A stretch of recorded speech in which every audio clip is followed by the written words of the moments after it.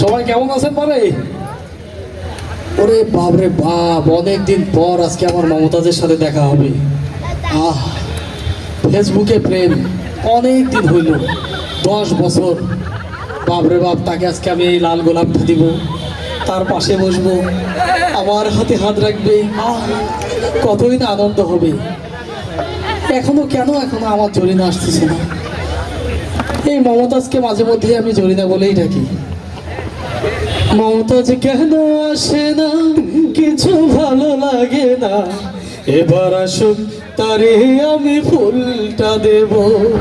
মমতাজ কেন আসে না, কিছু ভালো লাগে না, এবার আসুক তারে আমি ফুলটা দেব। এই তো বোঝা যায় আমার মনে হয় মমতাজ চলে আসছে। এইটাই হুবহু মমতাজের পায়ের শব্দ। আমি কিন্তু ওই যে টেলিফোনে শুনছিলাম, মমতাজ আমাকে পায়ের শব্দ শোনাইছিল। মমতাজ আসো, আমার পাশে বসো, আমার হাতে হাত রাখো, আমি তোমাকে ফুলটা দিব, অনেক গল্প করবো। আসো মমতাজ, আসো, আমার পাশে বসো, আমার হাতে হাত রাখো, আসো, এই দিকে আসো মমতাজ। ছিও না, আমার লজ্জা করে। আসো মমতাজ, আমার পাশে বসো, আমার হাতে হাত রাখো, আসো। এরা যে কোথা থেকে আসে, ছি ছি ছি ছি, আমার কাপড় চোপড় সব নষ্ট করে দেয়। আদব কোথাকার, যাও এখান থেকে, যাও। ছি ছি ছি ছি, এই ফকিররা আজকে বাংলাদেশের কীট হয়ে দাঁড়াইছে। ছি, যাও যাও, ওইদিকে যাও। পুরা মুখটা নষ্ট করে দিল রে। এই সময় আবার কে ফোন দিল রে? দোস্ত, আরে হ্যাঁ হ্যাঁ, আমি ওই মমতাজের সাথে দেখা করতে আসছি।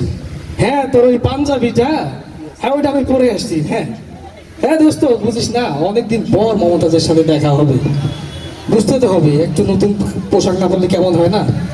হ্যাঁ হ্যাঁ, তো চশমাটা পরে আসছি রে। হ্যাঁ হ্যাঁ হ্যাঁ, আমার পায়ের স্যান্ডেলটাও নিয়ে আসছি। এই কিছু মনে করিস না দোস্ত, কিছুক্ষণের মধ্যে আমি চলে আসবো। আচ্ছা আচ্ছা, ঠিক আছে ঠিক আছে। হ্যাঁ দোস্ত, তোর হাত ঘড়িটাও পরে আসছি রে। আরে বুঝিস তো, অনেকদিন পর 10 বছরের সম্পর্ক, আজকে মমতাজের সাথে দেখা হবে। ঠিক আছে দোস্ত, আচ্ছা আচ্ছা, ঠিক আছে, রাখ। আচ্ছা, আরে কি ব্যাপার, মমতাজ কেন এখনো আসে না? আমার তো কিছুই ভালো লাগে না। মমতাজ আসো, আজকে তোমাকে আমি এই গোলাপটা দিব, আমার পাশে বসাবো, আমার হাতে হাত রাখবা। কতই না আনন্দ হবে, কথা হবে। এই তো, এইটাই আমার হুবহু মমতাজ। মমতাজ আসো, পাশে বসো, আমার হাতে হাত রাখো, আমি তোমার সাথে অনেক গল্প করবো, অনেক কথা বলবো।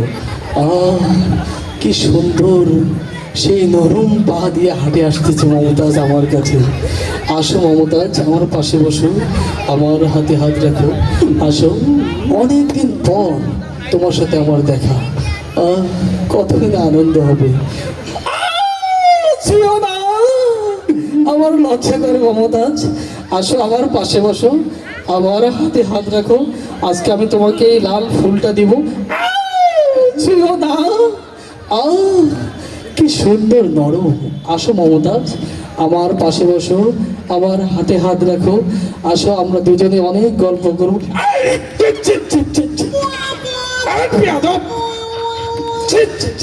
কোথা থেকে আসে রে, আজকে আমার শরীরটা সব শেষ করে দিল। এই বেটারা,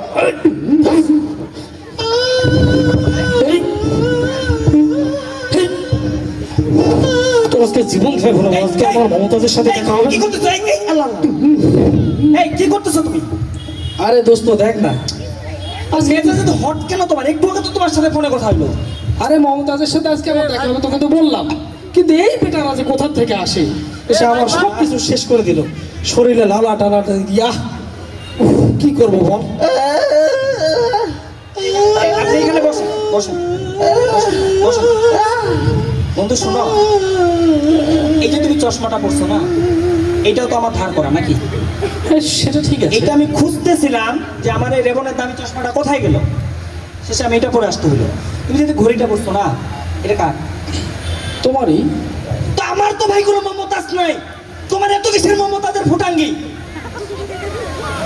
তোমার তো কিছু নাই, তুমি আমার জিনিস ধার করে, আরে জুতাটা পর্যন্ত আমার পরে আসছো, আমি এই জুতাটা খুঁজতেছিলাম। আশ্চর্য ব্যাপার, পাঞ্জাবিটাও পরে আসতে হবে আমার। আচ্ছা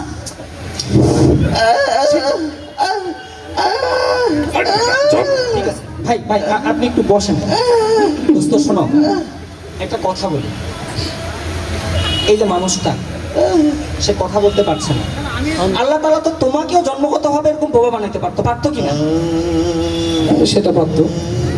আল্লাহ তাআলা তোমাকে দুটো হাত দিয়েছে, দুটো পা দিয়েছে, তোমাকে সুস্থ মস্তিষ্ক দিয়েছে, দুটো চোখ দিয়েছে, তোমাকে কি ঘাটতি দিয়েছে বলো? আমি যদি কাজ করে খেয়ে চলতে পারি, তুমি কেন পারবা না? দোস্ত আমার মনে হয় ভুল হয়ে গেছে রে।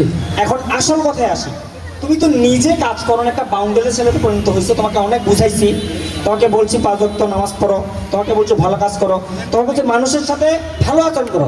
এই যে একজন ফকির, ইনার গায়ে যে তুমি হাত তুললে, তুমি কত বড় অপরাধ করছো, এটা কি তুমি ঠিক করছো? তুমিও তো কালকে এই জায়গায় যাইতে পারো, তুমি মাপ চাও, তোমার এটা ঠিক হয়নি, মাপ চাও। ভাই আমারে মাফ করে দেন আপনি, আমি না না জেনে অনেক বড় ভুল করে ফেলেছি, আমাকে মাফ করে দেন। ভাই আপনি কিছু মনে করেন না ভাই, যান যান। আমার বন্ধু ও ভুল করছে, ওকে মাফ করে দিন। চলো, তুমি সবচেয়ে বড় কথা হলো দুইটা জিনিস, একটা হলো হাক্কুল্লাহ আর একটা হলো হাক্কুলিবাদ। একটা হলো আল্লাহর হক নষ্ট করা, একটা বান্দার হক নষ্ট করা। প্রথমত তো তুমি আল্লাহর হক আদায় করো না, 5 ওয়াক্ত নামাজ পড়ো না। দ্বিতীয়ত হলো তুমি যে বান্দার হক, তাকে তুমি যে এই যে আঘাত করলা, সে যদি তোমাকে মন থেকে মাফ না করে, আল্লাহ জানে, সে তো বাবা, সে কিছু বলতে পারলো না, সে যদি মন থেকে মাফ না করে, তাহলে জানি না, তুমি যদি শহীদ হয়ে মৃত্যুবরণ করো, তাও এই যে বান্দার হকটা নষ্ট করলে তুমি এটা পারবা না। তুমি আল্লাহর কাছে মাফ চেয়ে নাও, এবং আশা করছি তুমি আজকে থেকে নিজেকে শুধরে নিবা। আমাদের সমাজে এরকম যারা মানুষ আছেন, অহংকারী, দাম্ভিকতা যাদের মধ্যে আছেন, তারা আশা করছি পরিবর্তন হয়ে যাবে ইনশাআল্লাহ। চলো। সম্মানিত দর্শক, আমি না জেনে অনেক অন্যায় করেছি, অনেক ভুল করেছি, আপনারা আমাকে ক্ষমা করে দেবেন। আয় আল্লাহ, আপনি আমাকে ক্ষমা করে দিন।